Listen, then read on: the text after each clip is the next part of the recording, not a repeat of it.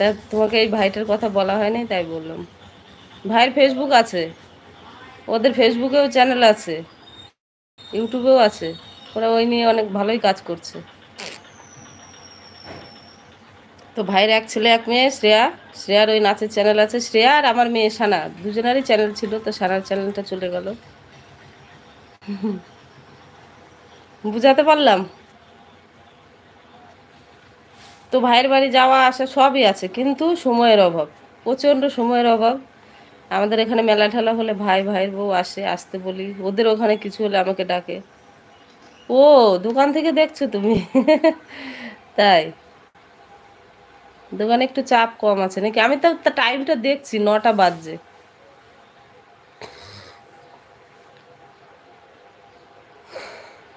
পুতুল, এবার বলো তুমি লাইভে কখন আসবে?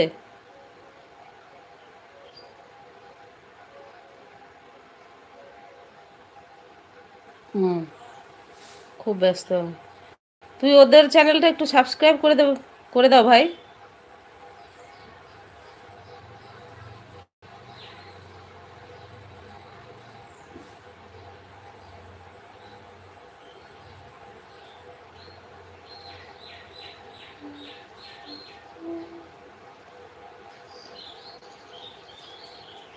জানি তো,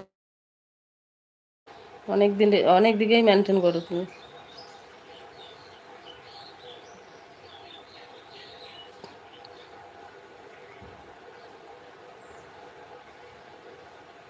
ওই 9টা, 9টা, সাড়ে 9টার দিকে। ঠিক আছে। 9টা তো এখনই বাজলো। আমি আজকে একটু বেশিক্ষণই থাকবো, একটু কাজের চাপ কম আছে। আমি 6:30টার দিকেই আসতাম। তো আমার ভিডিও তোলা ছিল না, দুটো ভিডিও আবার তুললাম, ছাড়লাম, আবার সঙ্গে সঙ্গে ভিডিও তুলে ছাড়লেও হয় না ভালো, কিন্তু কিছু করার নাই, তুলে রাখা হচ্ছে না।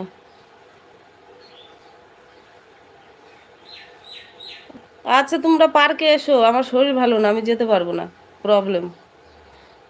অপর্ণা দি, হাই, গুড মর্নিং, কেমন আছো বলো?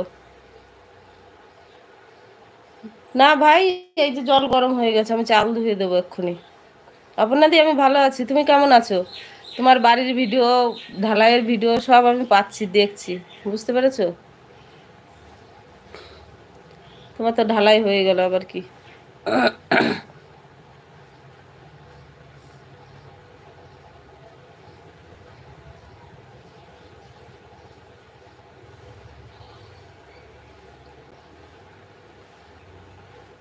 ও শরীর খারাপ, ভালো নেই, এই রোদে গরমে, তারপরে এত খাটুনি, ও তো হবে একটু শরীর খারাপ গো দিদি ভাই। রেস্ট নিয়ে নিয়ে কাজ করো কেমন?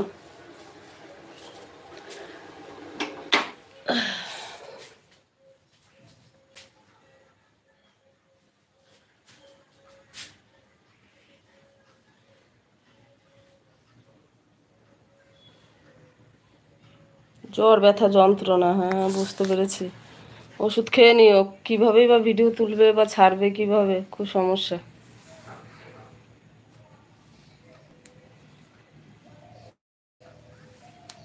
অপর্ণাদিকে বন্ধু করেছো? অপর্ণাদি কি কাজ করবে? সংসারে কাজ করে আমার মতো। বুঝতে পারলাম, জ্বর ব্যথা, ডাক্তার দেখিয়ে নাও, না হলে ওষুধ নিয়ে এসে খেয়ে নাও।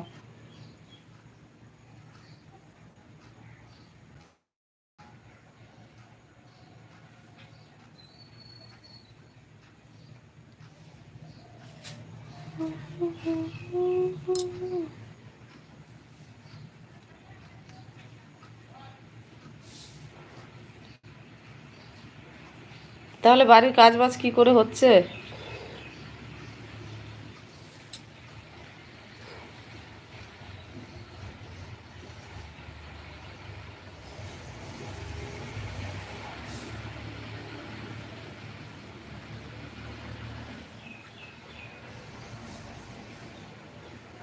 তাই তো দেখছি, প্রতিদিন 12 ঘন্টা ডিউটি। নীল আকাশের তারা, কেমন আছো? ভালো আছি, গুড মর্নিং।